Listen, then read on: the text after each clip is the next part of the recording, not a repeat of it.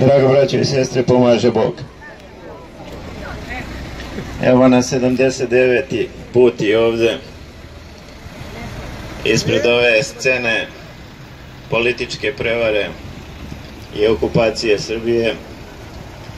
79. put, Bogu hvala na svemu.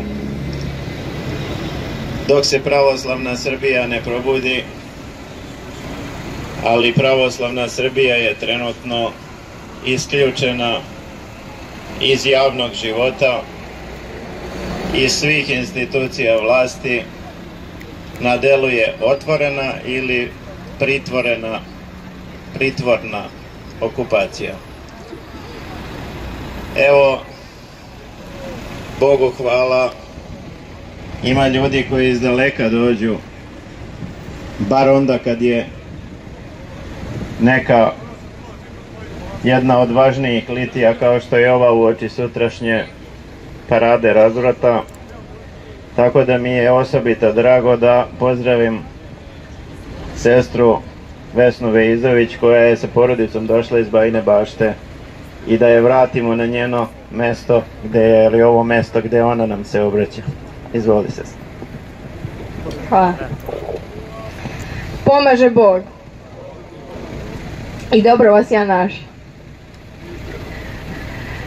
Svaka armija ima svoje specijalne snage.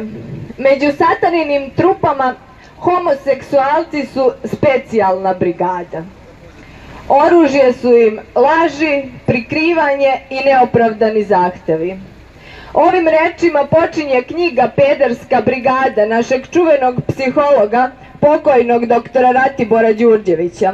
Počinjem njegovim rečima jer je doktor Đurđević proveo čitav svoj vek proučavajući ovu grupaciju i jasno objasnio kroz brojna svoja dela vezu između ove satanske brigade i njihove mržnje prema hrišćanstvu, odnosno prema pravoslavlju, koje je do skora bilo čvrsta brana.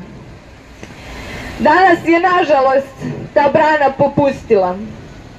I nije popustila samo pred naletom ovih specijalnih brigada, već ćuti i pred svim ostalim nakaradnostima koje su uzele maha.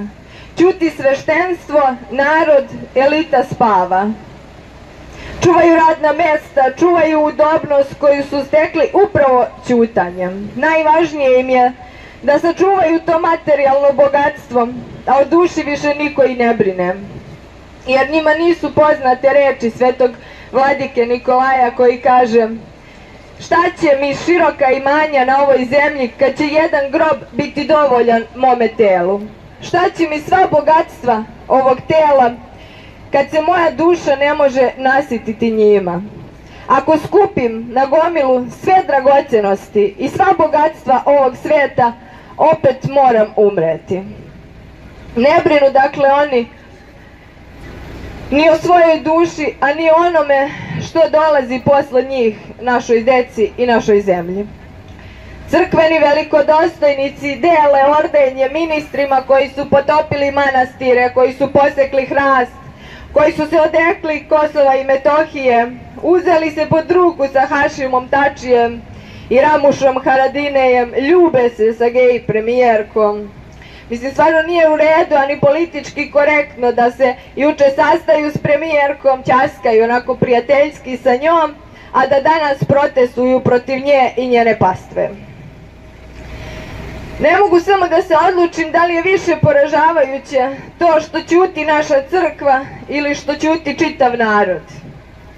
Pre samo 7 godina, pred gej paradu, čitava Srbija je bila spremna da ustane protiv ovih sodomita i svih ostalih drugih zapadnih vrednosti.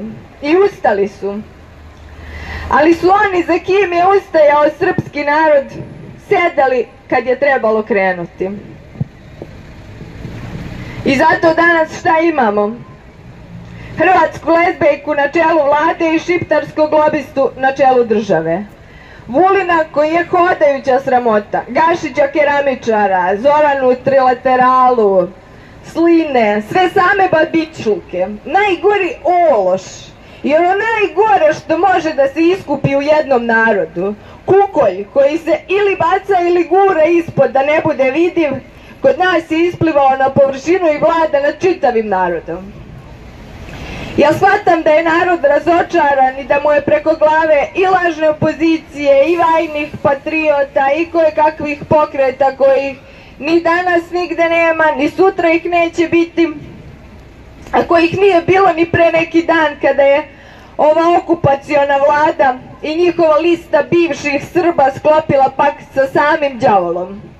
Sa osobom koja nije bila samo nalogodavac zločina na Kosovu, već lični izvršilac.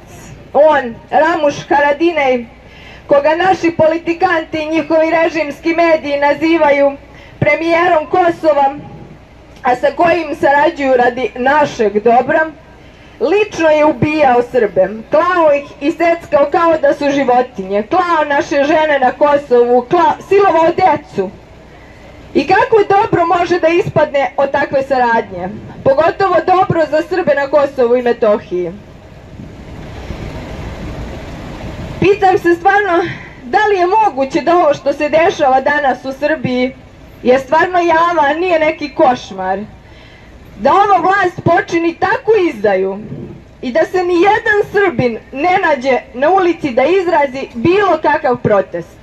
Da nema ni jednog potomka ovih ubijenih Srba i svih onih prognanih sa Kosmeta.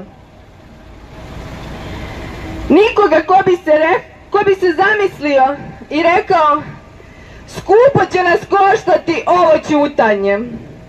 I hoće, jer kad je prećutano Kosovo, prećutaće se cijela Srbija. I šta ćemo onda kad budemo tuđinci i robovi u sopstvenoj zemlji, bez koje smo u miru ostali?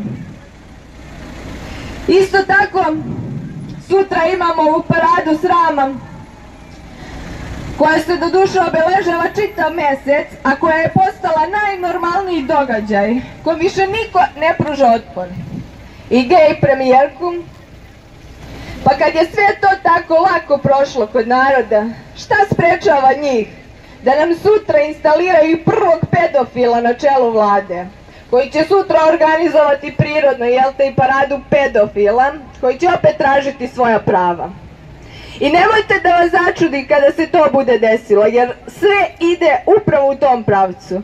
Deca u školama već imaju seksualno obrazovanje. Nema tog predmeta seksualnog obrazovanja, ali je gradivo tako prilagođeno da nemoralni vaspitači, koji su napredni, vrše lobotomiju nad decom. Suptilno ih moralno razvraćuju, primoravajući ih da prihvate sve seksualne devijacije kao nešto normalno, učeći ih lažnoj slobodi, izmišljenim pravima, pripremajući ih za svijet gde je Bog mrtav, gde nema ni svesti, ni savesti, ni porodice kakvu znamo, ni patriotizma, ni nacija, a ni države.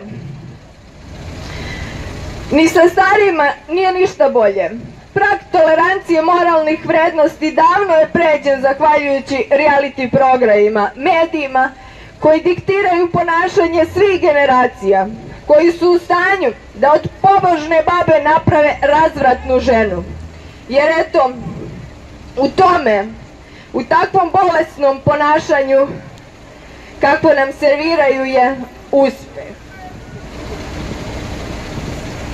Dovoljno je imati u vidu da je premijerka Srbije na tom mestu ne radi svoje stručnosti, već radi seksualnog opredeljenja.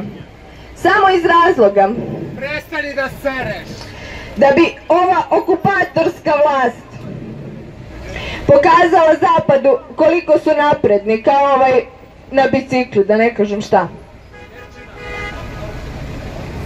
I sutra će ta premijerka biti na čelu vlade, na čelu parade, na događaju koji je glavna tema svih mas medija. I to je nešto što će gledati sva naša deca, sva omladina. I kakav onda oni pogled na svet mogu da imaju kada na čelu te razvratne dece, kada na čelu te razvratne mase vide premijerku Srbije, ministre, gradonačelnika Beograda i ostale ljude koji nažalost imaju uticaje u ovoj zemlji.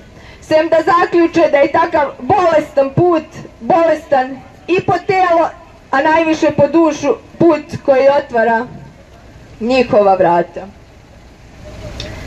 Mi smo ovde da svedočimo kako nije sve bolesno i trulo. Mi smo ovde glas tihe i trenutno ćutljive većine u Srbiji. Da se čuje i da se zna da nije sve propalo. I onda kada se sve pritiska i navaljuje na pleća naše Srbije.